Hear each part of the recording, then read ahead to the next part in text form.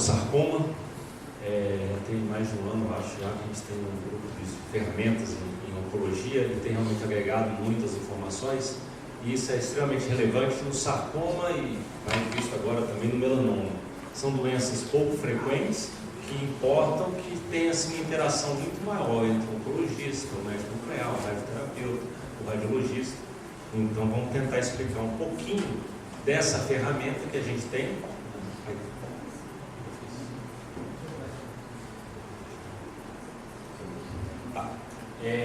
Fala das indicações gerais do PET, os seus usos no sarcoma, alguns casos durante a apresentação e as considerações finais. O PET-CT é uma ferramenta, um equipamento híbrido, já passou-se a época de ficar se discutindo se o PET é melhor que CT, se CT é melhor que PET. Esse é o equipamento que dá as duas informações para a gente. A parte do PET vai fazer a parte metabólica, a parte funcional da lesão, tá certo? E nós vamos agregar informação. Tomografia geralmente considera a linfonodomegalia acima de 1 centímetro, nada impede que com 0,9 ele já tenha doença. A gente vê isso no nosso dia a dia. Tá? Então, o critério morfológico, o PET vai estar superior na tomo, porque antes de ter 1 centímetro vai ter doença já se expressando naquele linfonodo.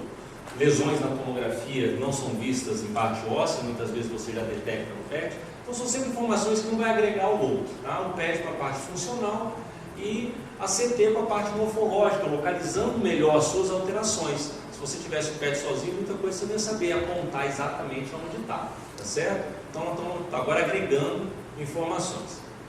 Aqui a parte anatômica, então, junto com a parte funcional. No PET-CT, essa ferramenta, então, não é só o equipamento, a gente tem fármacos diversos, alguns slides para trás a gente estava vendo, vários imunoterápicos marcados com isótopos, no sentido de pesquisa, você avaliar em ratinhos, em pacientes, mas é o que está vendo. No Brasil, o que a gente tem hoje, o que a gente pode falar? É o FDG, hoje em dia já o PSMA e o octrotídeo para tumores neuronais. Tá? Então, cuidado quando a gente estiver na literatura, procurando artigos, está lá, o PET, eu vi isso, vi aquilo, olha o traçador, coisa que a gente às vezes não presta atenção, mas pode ser outro traçador. Tá? Aqui diversos exemplos de traçadores diferentes, e aqui a mesma lesão observada por 2 traçadores no mesmo equipamento. Ela tem expressão glicose muito menos do que a metionina marcada por outra substância. Só para exemplificar para a gente. Então, o traçador é a glicose, a fluodeoxiglicose, a glicose marcada, vai captar aonde tiver alto consumo de glicose. A principal frase desse slide é essa de baixo: processos inflamatórios infecciosos vão captar o FDG. Tá?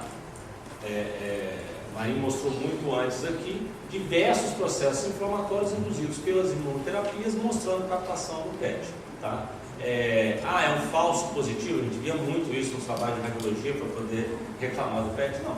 Falso positivo é a gente não interpretar aquilo adequadamente. Você tem uma tomo para interpretar, como a gente já vem falando, você tem a clínica para interpretar, mais um motivo para ter interação entre o oncologista, o cirurgião e o setor de imagem. Tá certo? Aqui um slide antigo, onde estão os tumores e quanto de captação eles têm. Os sarcomas, que é o tema principal da aula de hoje, principalmente os de alto grau, têm alta captação da glicose, certo? E aí, tumores de alto grau captam mais, de baixo grau captam menos, tá? E vão para o SUV. Foi falado já algumas vezes, SUV muito alto, está relacionado com o melanoma, mas se sobrepõe. Então tem que tomar muito cuidado com essa medida. Todo mundo na medicina adora número, o número ajuda a gente a comparar as coisas, mas muito cuidado com a fórmula de cálculo do SUV, com essas frases. A gente às vezes conversando com os oncologistas, a gente ouve isso. Quanto que deu o SUV? Só quer saber quanto deu o SUV. Deu 107, tá bom, é neoplasia, beleza. Cuidado, gente, não é assim, tá? Foi pouco, então é benigno. Nós vamos ver alguns exemplos que não é assim, tá certo? SUV é uma referência, tá? Não é para ser levado a ferro e fogo. SUV deu 5.5, agora deu 5, melhorou. Cuidado, tá? É influenciado pelo tempo de injeção, equipamentos diferentes, instituições diferentes, intervalo, então tudo isso vai influenciar, tá bom? Mas é um balizamento que a gente vai ter, ele em relação a outras coisas, tá? Então, ferramenta a gente já conheceu, é um equipamento híbrido, tá? Morfologia e funcionalidade das lesões, tem o SUV e tem os traçadores. Em oncologia estão em todas as indicações para a gente utilizar o PET. No sarcoma, estadiamento inicial, valor prognóstico, avaliação de terapia, avaliação de recorrência e reestadiamento desse paciente. Tá? Vamos falar aqui do sarcoma de Ewing, extremidades, é como o NCCN subdivide isso, e assim como o Bosco também, a gente descobre agora quando vai preparar a aula que ele está aqui no meio deles, e a gente realmente revisa muito assunto. Por quê? Isso aqui é 1% do nosso dia a dia, tá? 60% é linfoma. Sarcoma, no último ano, a gente fez 10 pacientes de sarcoma, tá? Então realmente é pouco. E são muito variados, né? Os subtipos histológicos, vocês sabem disso melhor do que a gente. Então tudo isso é relevante. Vamos subdividir como foi colocado aqui pelo CCN, tá? Nos de extremidade, estadiamento inicial, valor prognóstico e avaliação de resposta. No estadiamento inicial, nós vamos procurar utilizar o PET só nos casos mais agressivos, nos pacientes com mais risco de ter metástase.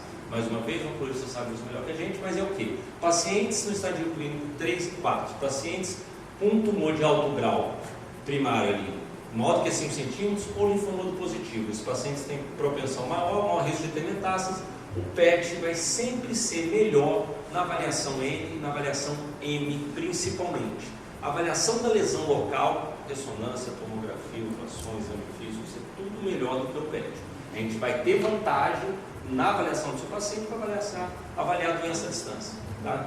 E o paciente no estadio 4, apesar de já ter meta, você avaliar a extensão do acometimento desse paciente, com certeza que isso é relevante, vai fazer diferença, principalmente quando você pode retirar algumas lesões, tá? Prognóstico, como a gente tinha falado, o SUV é interessante, ele tem relação com o grau do tumor, tá? E tem relação com sobrevida do paciente, certo? Então saber disso no início me parece ser relevante. Esse aqui é um caso de uma paciente de 26 anos, sarcoma de Ewing. Na tomografia tem um aspecto bonzinho, como a gente fala, né? Bordas de peitinho, não invade nada. Captação heterogênea aqui da glicose, um SUV de 5, abaixo de 7 dele, tem que tomar cuidado com isso. É um sarcoma de Ewing, geralmente eles têm captação maior, tá certo? O exame feito para estadiar esse paciente antes do tratamento. A imagem de corpo inteiro mostra então para a gente não tem doença em lugar nenhum, e aqui serve para mostrar como que, mesmo na tumoração local, faz diferença. Quantas vezes vocês tiveram biópsia que veio inconclusiva, o material não pegou a área metabólica, tá? Então, esse paciente não tinha doença à distância, seguiu pela sua doença local. Tá? Avaliação de resposta à quimioterapia. Então, o que acontece? Se você faz a quimio neoadjuvante, esse paciente responde bem, o que seria o bom respondedor nos critérios de SUV, né? Seria você ter uma redução da captação máxima mais do que 40%. Eles seriam bons respondedores. Você consegue dividir esses pacientes dos maus respondedores, tem recorrência muito menos. O PERSIST, foi comentado aqui antes, ele tem sim uma acurácia quando se compara ao RECIST e você olha a peça histopatológica, tá? E te ajudando então na conduta. Quer dizer, após a quimioterapia, você pode ou não preservar o membro. Isso aí é uma discussão que eu nem chego perto dela para falar com vocês. Mas vamos lá. Nos riscos, estadiamento inicial, pacientes de maior risco ou metastático, você vai utilizar o PET, principalmente se você for fazer avaliação de resposta terapêutica. Se é uma ferramenta que você vai utilizar para balizar o seu tratamento, é importante que você tenha ela antes de começar o tratamento, tá? No imatinib, a avaliação precoce, 2 a 4 semanas, ele pode te ajudar se está tendo resposta ou não. Recorrências equívocas na CT ou na ressonância. Você fez uma CT, é mais fácil, está mais prático, tem mais o seu dia a dia, ficou em dúvida de alguma lesão. Você manda esse paciente para o PET, olha, estou com dúvida aqui, a gente não conseguiu definir muito bem. O que eu levo aqui a chamar a atenção? Lesões muito pequenas no pulmão, lesões menores de 1 centímetro, 2 micronódulos, é ou não é? O PET geralmente não vai responder isso para a gente. Com relação a esses nódulos, vai acabar vindo inespecífico, tá? O CT já fez trabalho, muitas vezes não vai captar. Lembre que a gente pode identificar lesões em outros lugares, mas não espere muito desse nódulo, tá? Isso muitas vezes no nosso dia a dia a gente não consegue modificar muito a informação que já tem, tá? E começar a lembrar aqui, exame de segmento, aquele exame que você faz para ver como está, falar, não se usa, tá bom? Então aqui é um caso de uma paciente de 63 anos, sarcoma de baixo grau, apesar de ser de baixo grau, a recidiva dele tinha captação bem evidente aqui, tá? Uma tumorectomia, já tinha retirado tudo aqui na pelve, tá? E ela fez uma CT com linfonodomegalias axilares na ilíaca esquerda, que era essa aqui. Então a gente queria confirmar a aspecto de recidiva, isso aqui era bem claro o local, tá certo? Mas surgiu a suposição de que essa poderia ser uma doença linfoproliferativa, seria um linfoma, e a gente não faz o exame para avaliar ou diferenciar entre um e outro, mas sim para avaliar a extensão da doença. Nessa imagem do corpo inteiro, aquela do corpo, isso aqui é o rim dela, bastante material normal, tá certo? Captação do número, a captação aqui no mediastino ou posterior, nós vamos ver com mais detalhe onde é, e aí a gente fica mais fácil de avaliar. A extensão dela já estava avaliada aqui, acometia a asa do ilíaco, infiltrava o ureter, destruía tudo. Tá? E a lesão no número. Tem um componente de partes moles associado, tá certo? Essa lesão é um arco costal. Tá?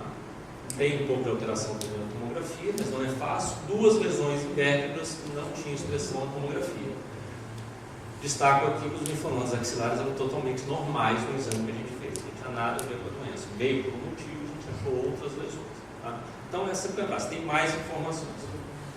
Rabomiosarcomas no IO, também no estadiamento inicial, é o mesmo conceito. Você está com suspeito de que ele possa ter, doença avançada, estadio clínico 3 ou 4, tá?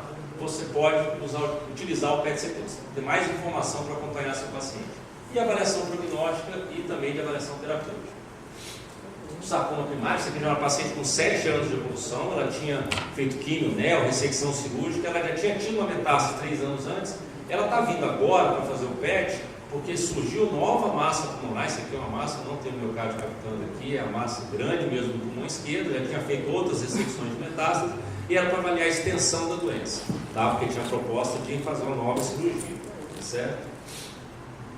A massa bem heterogênea, lembrando mais uma vez a história da biópsia, onde realmente tem metabolismo, onde tem necrose, a tomografia você vê aqui, mas não é exatamente tão fácil quanto quando você tem informação metabólica.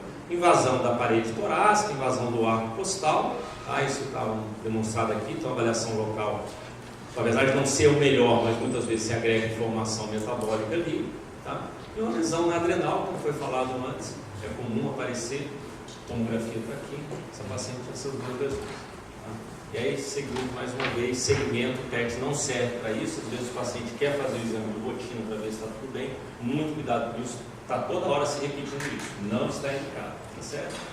E concluindo, aquilo que a gente falou ao longo da conversa, sempre para avaliar entre pacientes de alto risco, doença à distância, o PET está indicado, valor prognóstico, tá? O grau de metabolismo, quanto de massa realmente metabólica, isso é relevante para a gente, avaliação de resposta terapêutica, e sempre perguntando para vocês mesmos, esse exame vai me ajudar na tomada de decisão? Vai ter mudança na conduta com o resultado? Se isso sim, diga para a gente, põe no pedido, fala, estou fazendo esse exame, eu quero saber se ele tem doença à distância. Às vezes a gente discute lá, veio o caso de um nódulozinho pulmonar, mas já falou várias vezes que esse nódulo não adianta. Mas o colega estava pensando, não, eu quero saber se tem doença à distância, quero saber outros lugares. Tá? Isso fica mais claro na hora de responder, tá certo? Então saber indicar o exame, o motivo dele.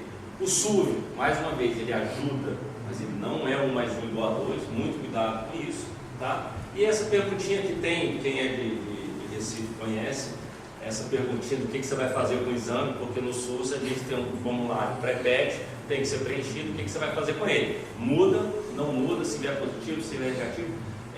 Não só no PET, a gente tem incorporado isso quando a gente fala com os residentes da cardiologia, o pessoal que pede exame em outras áreas para a gente. Lembrem disso, esse exame vai fazer o que para você? O que você vai fazer com esse resultado? Se as suas respostas forem iguais, talvez esse exame esteja sendo pedido desnecessariamente. E esses são os exames que mais dão problema para a gente, porque vem um resultado equívoco e o paciente, muitas vezes a gente entende que pediu o exame, porque o paciente ficou pressionando o médico para pedir o exame, mas aí é conversa do dia a dia que a gente coloca.